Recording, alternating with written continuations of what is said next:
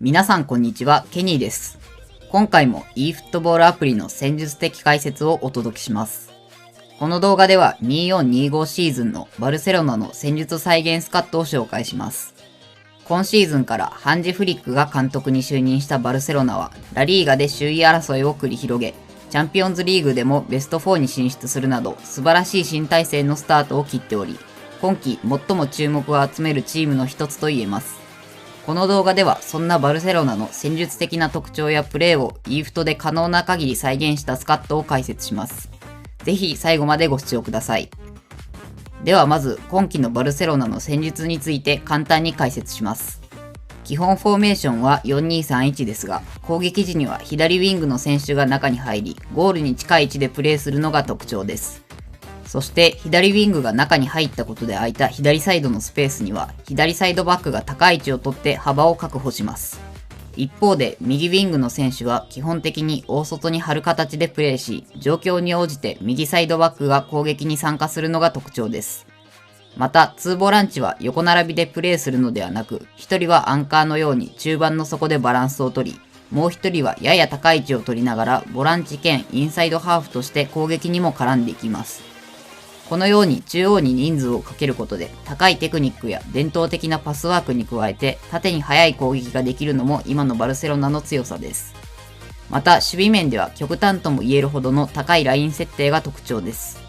これにより相手のオフサイドを多く誘発しています。特に印象的だったのが10月26日のレアル・マドリード戦で1試合12回のオフサイドを奪うという驚異的な数字を記録しました。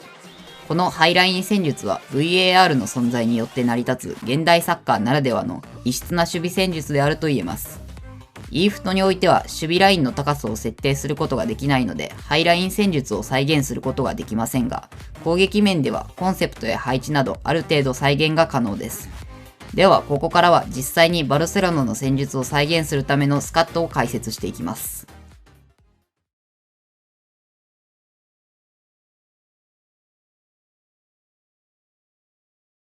今回のスカットがこちらです。基本的には今季のバルセロナの実際の起用に合わせた人選になっています。ここではその中で特に意識すべき4つのポイントについて解説します。まず1つ目のポイントは左のハフィーニャの配置です。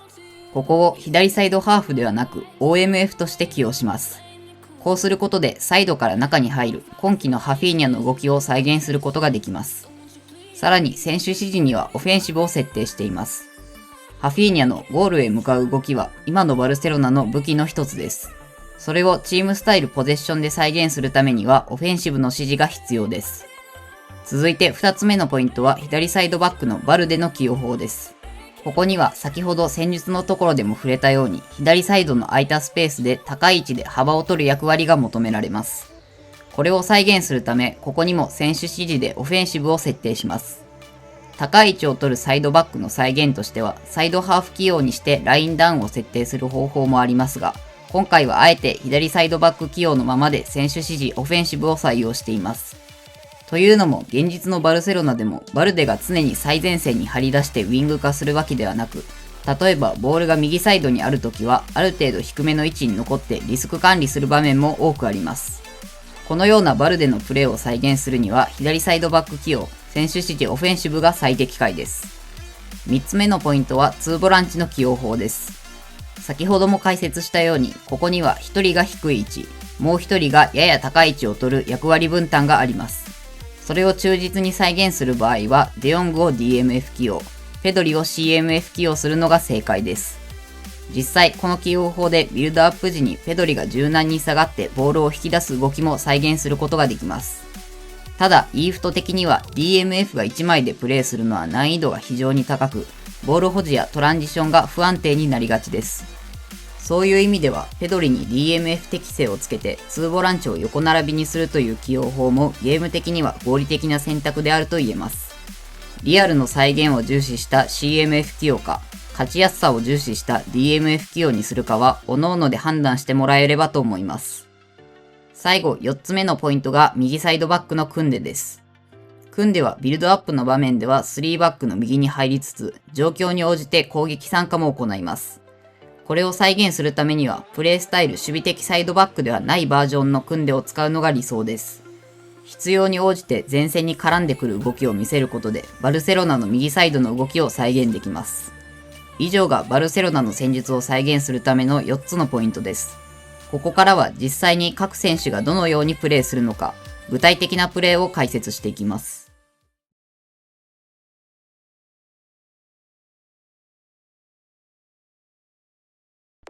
まずは左サイドバックのバルデについて。ここまで解説したように高い位置を取り、左サイドの幅を確保するのがバルデの役割です。バルデのスピードを生かした突破からのクロスは、このスカットの主要な得点パターンです。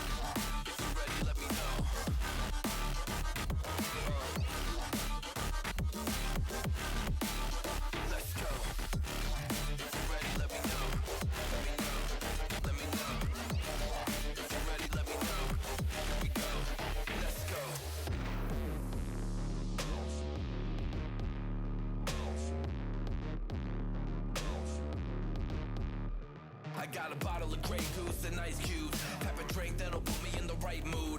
80 proof's gonna lower my IQ. And I've been the same way since high school. I look shorty right in her brown eyes. She about to take a trip to Cloud 9. I'm the man, baby. I get the crowd hype. I turn the cadence of a hook into a soundbite. Here we go. It's about to go down.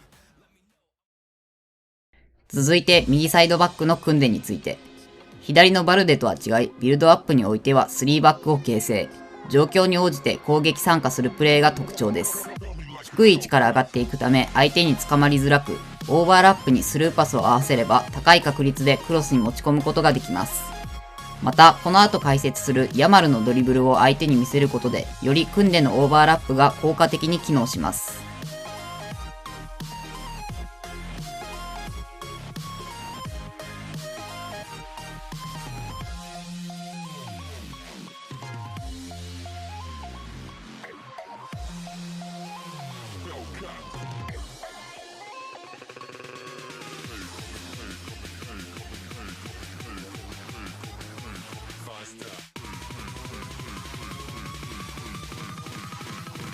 Like a Hellcat.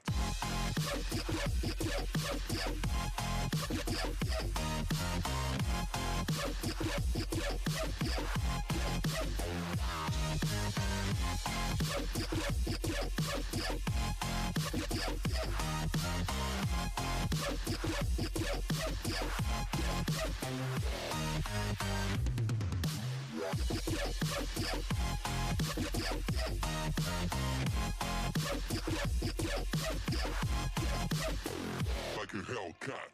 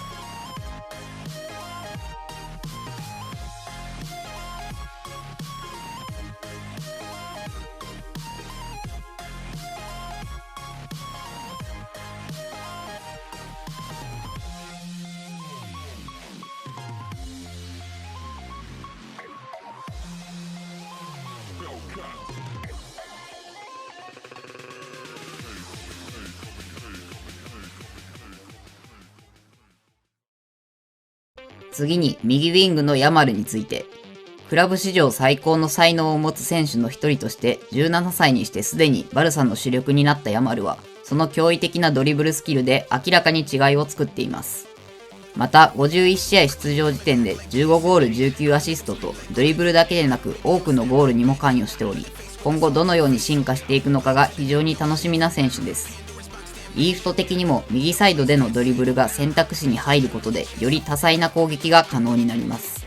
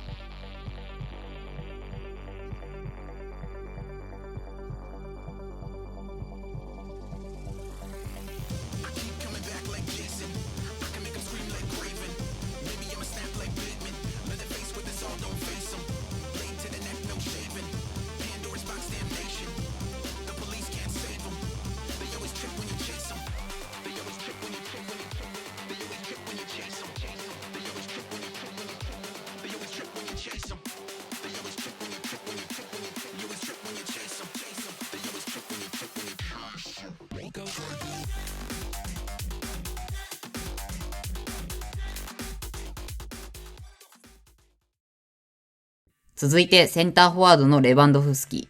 今季はすでに40ゴールを記録しており、年齢を感じさせないパフォーマンスでバルセロナになくてはならない存在です。イーフト的にはメジャーアップデートでスルーパスが通りやすくなったこともあり、スペースでボールを受けてラインブレイクするレバンドフスキに合わせる形が最も得点しやすいパターンです。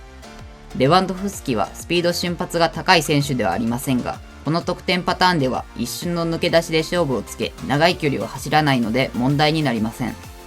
このプレーを習得すれば、レバンドフスキのようなタイプのフォワードでも得点を量産できるようになります。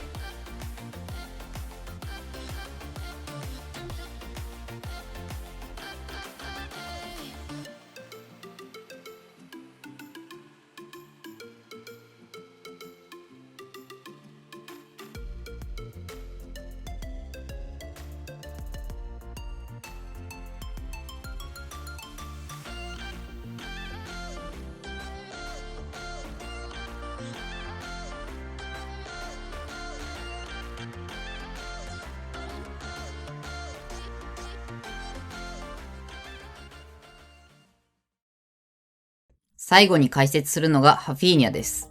去年の夏の時点では放出候補とまで言われていたハフィーニャですが、ハンジフリックの下で覚醒。今季は48試合出場時点で30ゴール21アシストと50ゴール以上に関与する圧巻の成績を残しています。ちなみにこれまでラリーガの選手でシーズン50ゴール以上に関与したのはネイマール、ベンゼマ、スアレス、ロナウド、メッシの5人だけです。このメンツに名を連ねると思えば今季のハフィーニャの凄さがより伝わると思います。さて、従来はウィングのイメージが強かったハフィーニャですが、今季はよりゴールに近いシャドウ的なポジションでのプレーが多く、そこからのオフザボールや決定力がハフィーニャの特徴です。スカットのところでも解説したように、選手指示でオフェンシブをつけているので、動き出しが増え、ゴール前ではレバンドフスキと並ぶ2つ目の選択肢として機能します。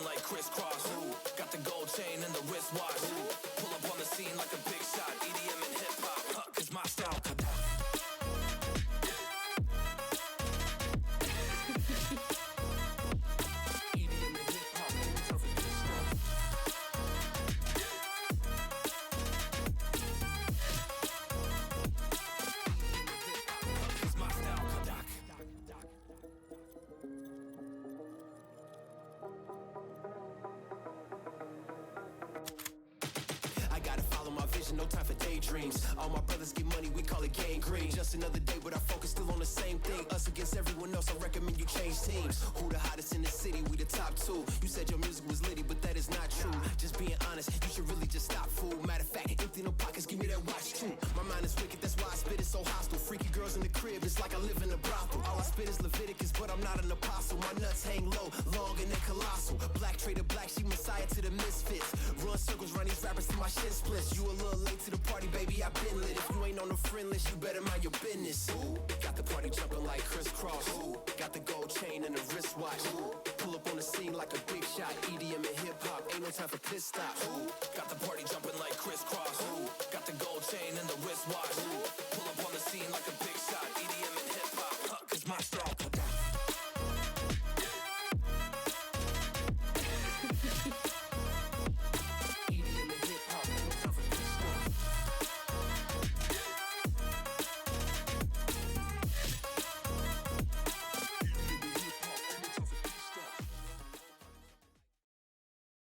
また、今季のバルセロナの特徴として、レバンドフスキがポストプレーで作ったスペースにハフィーニャが飛び込む連携があります。これもハフィーニャにオフェンシブをつけたからこそ生まれるプレーで、主要な得点パターンの一つです。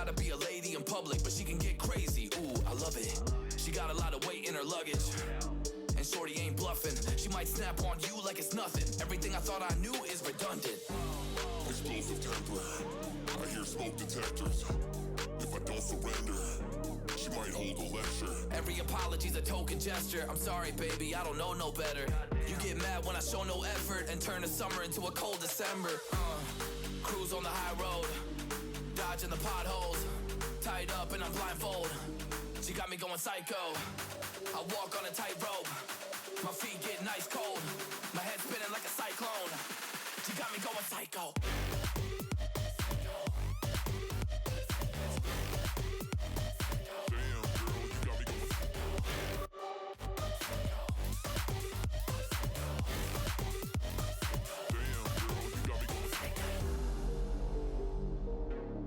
今回は24-25シーズンのバルセロナの戦術再現スカットについて解説しました。ハイライン戦術は再現できませんでしたが、攻撃面ではかなり再現度の高いスカットになったと思います。ちなみにこのバルセロナスカットを応用して生まれたのが以前紹介した動的ポジショナルのスカットです。このように再現スカットでありながらガチスカにも応用しやすい構造がバルセロナスカットの特徴です。再現にとどまらずにぜひ色々と試してみてください。では今回の動画は以上になります。最後までご視聴いただきありがとうございました。当チャンネルでは今後もこのような現実のチームの再現動画や戦術系の動画を投稿していきます。興味があったり参考になった方はチャンネル登録、高評価をよろしくお願いします。